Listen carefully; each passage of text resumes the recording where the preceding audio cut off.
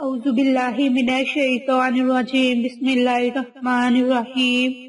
عائشہ Islamic history کی پیاری بہنوں اور بھائیوں، السلام علیکم ورحمۃ اللہ وبرکاتہ۔ امید کرتی ہوں کہ آپ سب خیر و عافیت سے ہوں گے، اور اللہ رب العزت سے دعا کرتی ہوں کہ اللہ تبارک و تعالی آپ سب کو خوش رکھے، آباد رکھے، اور آپ پر اپنی ہزاروں رحمتیں بارش کی طرح برسائے، آپ کی ہر حاجت کو پورا فرمائے، آپ کی ہر خواہش کو پورا فرمائے، آپ کو صحت و تندرستی والی زندگی عطا فرمائے، اور آپ کی زندگی کی تمام مشکلات کو، پریشانیوں کو، مصیبتوں کو ختم فرمائے، آمین۔ سامعین، آج میں آپ کے ساتھ قرآنی کلمات کا ایک خاص اور مختصر اور آسان سا وظیفہ شیئر کروں گی۔ یہ وظیفہ بڑا ہی خاص اور مجرب ہے، اور یہ وظیفہ خاص طور پر قرآنی کلمات پر منحصر ہے۔ آج میں آپ کے ساتھ حضرت ابراہیم علیہ السلام اور آگ کا قصہ بھی بیان کروں گی، اور وہی کلمات شیئر کروں گی۔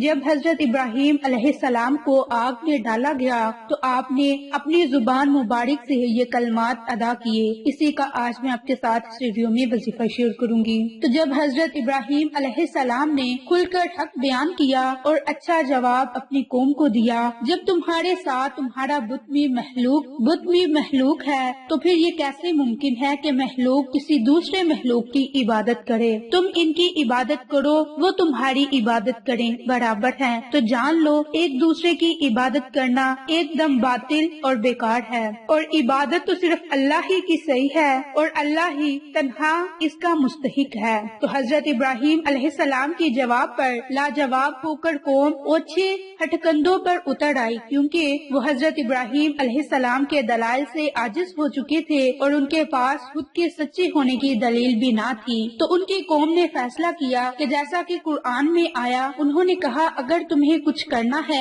تو اسے جلا دو اور اپنے معبودوں کی مدد کرو۔ ہم نے کہا اے آگ، ابراہیم پر سرد اور راحت ہو جا، اور انہوں نے اس کی برائی چاہی، سو ہم نے انہیں ناکام کر دیا۔ باہوالا سورۃ انبیاء۔ تو حضرت ابراہیم علیہ السلام کی قوم نے انہیں زندہ آگ میں جلانے کا فیصلہ کیا۔ سب کافر جہاں سے ہو سکے لکڑیوں کے ڈھیر جمع کرنے لگے، جہاں تک کہ ایک مدت گزر گئی۔ اتنا وقت ہو گیا کہ اگر ان میں سے کوئی عورت بیمار پڑ جاتی، وہ نظر مانتی اگر اس کو شفا ہو جائے تو وہ حضرت ابراہیم علیہ السلام کو جلانے کے لیے فلاں تعداد میں لکڑیوں کا گٹھا دے دے گی۔ پھر انہوں نے ایک بہت لمبا چوڑا گڑھا کھودا اور اس میں تمام لکڑیاں ڈال دی جو انہوں نے ایک طویل مدت سے اکٹھی کی۔ پھر اس میں آگ لگا دی، آگ جلنا شروع ہوئی اور بھڑکنے لگی۔ اس آگ کے شعلے اتنے بلند ہو گئے، اس جیسی آگ اس وقت تک کسی نے نہیں دیکھی۔ پھر جب آگ اچھی طرح بھڑکنے لگی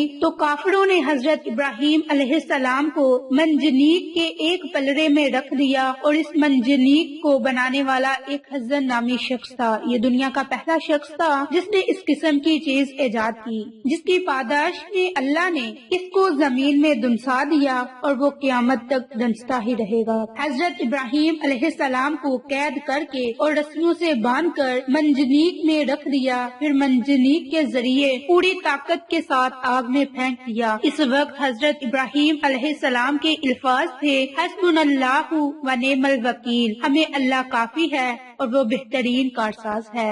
امام بخاری نے ابن عباس رضی اللہ عنہ سے روایت کی کہ حضرت ابراہیم علیہ السلام کو جب آگ میں پھینکا جانے لگا تو انہوں نے یہی کلمات پڑھے حسبنا اللہ و نعم الوکیل۔ اس طرح جب محمد مصطفیٰ صلی اللہ علیہ وآلہ وسلم کو کفار قریش کی طرف سے ڈرایا گیا تو نبی پاک صلی اللہ علیہ وآلہ وسلم نے بھی یہ کلمات ارشاد فرمائے۔ قرآن کی سورۃ العمران میں ہے، جنہیں لوگوں نے کہا کہ مکہ والوں نے تمہارے مقابلے کے لیے سامان جمع کیا، سو تم ان سے ڈرو، تو ان کا ایمان اور زیادہ ہو گیا، اور کہا کہ ہمیں اللہ کافی ہے اور وہ بہترین کارساز ہے۔ پھر مسلمان اللہ کی نعمت اور فضل کے ساتھ لوٹ کر آئے، انہیں کوئی تکلیف نہ پہنچی، اور اللہ کی مرضی کے تابع ہوئے، اور اللہ بڑے فضل والا ہے۔ باحوالہ سورت ال-عمران آیت نمبر 173 اور 74۔ حضرت ابو ہریرہ سے روایت ہے کہ رسول اللہ صلی اللہ علیہ وآلہ وسلم نے فرمایا کہ جب حضرت ابراہیم کو آگ میں ڈالا گیا تو انہوں نے کہا، اے اللہ، آپ آسمان میں تنہا ہیں اور میں زمین میں تیری عبادت کرنے والا تنہا ہوں۔ بعض بزرگوں کا قول ہے کہ جب حضرت ابراہیم علیہ السلام ہوا میں تھے تو حضرت جبریل علیہ السلام ان سے ملے اور عرض کیا، آپ کو کوئی ضرورت ہے؟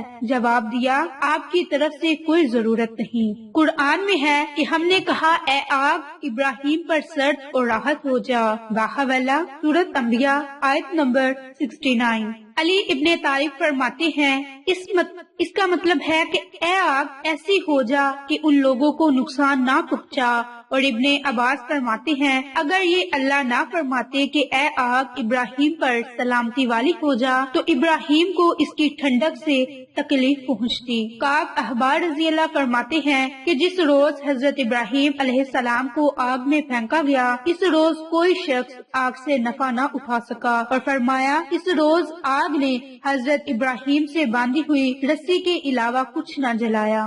بے شک کفار اور مشرکین دنیا میں بھی ذلت اور رسوائی میں رہیں گے اور آخرت میں بھی ان کا ٹھکانہ جہنم ہوگا، بے شک جو ایک برا ٹھکانہ اور مقام ہے۔ تو یہ تھی مختصر سی حسبنا اللہ و نعم الوکیل کی فضیلت اور برکات جو ابھی میں نے آپ کے ساتھ شیئر کی۔ تو اب میں آپ کے ساتھ حسبنا اللہ و نعم الوکیل کا ایک خاص اور جاری وظیفہ شیئر کروں گی، جس کے پڑھنے سے اللہ رب العزت آپ کی تمام پریشانیوں کو، مصیبتوں کو ختم فرمائے گا۔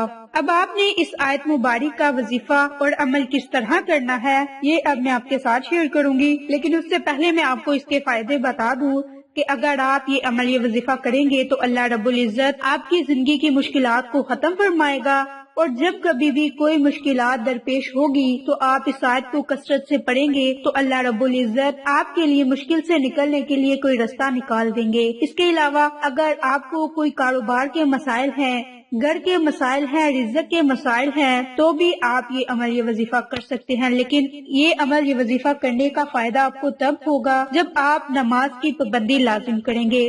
حضرت علی سے روایت ہے کہ جس کے بارے میں فرمایا کہ سخت ترین مشکل میں بھی اگر یہ آیت پڑھی جائے تو آپ کی مشکلات اور پریشانیاں ختم ہو جائیں گی، اور وہ آیت مبارک ہے حسبنا اللہ و نعم الوکیل۔ تو آپ نے اس آیت مبارک کو، اپنی مشکلات، پریشانیوں کو، اپنی حاجت کو ذہن میں رکھ کر اس آیت مبارک کو پڑھنا ہے، حسبنا اللہ و نعم الوکیل۔ اس آیت کو پڑھنے کے اول میں آپ نے 3 مرتبہ درود ابراہیم پڑھنا ہے۔ درود ابراہیم پڑھنے کے بعد آپ نے حسبنا اللہ و نعم الوکیل، اس آیت مبارک کو آپ نے 313 مرتبہ پڑھنا ہے، اور یہ عمل، یہ وظیفہ آپ نے اپنی مشکلات کو ذہن میں رکھ کر پھر ہی اس عمل کو، اس وظیفے کو کرنا ہے۔ انشاءاللہ اس عمل کی برکت سے اللہ رب العزت آپ کی تمام مشکلات کو، پریشانیوں کو، مصیبتوں کو ختم فرمائے گا۔ تو آپ یہ عمل، یہ وظیفہ اپنی زندگی کا معمول بنا لیں، اللہ رب العزت آپ کی تمام مشکلات کو، پریشانیوں کو ختم فرمائے گا۔ اگر آپ کسی جائز حاجت کے لیے بھی یہ عمل کریں گے تو اللہ رب العزت آپ کو آپ کے جائز مقاصد میں کامیابی عطا فرمائے گا۔ تو انشاءاللہ پھر کسی نئی اچھی ویڈیو کے ساتھ یا اچھی معلومات کے ساتھ آپ کی خدمت میں حاضر ہوں گے، تب تک کے لیے اجازت۔ السلام علیکم ورحمۃ اللہ وبرکاتہ۔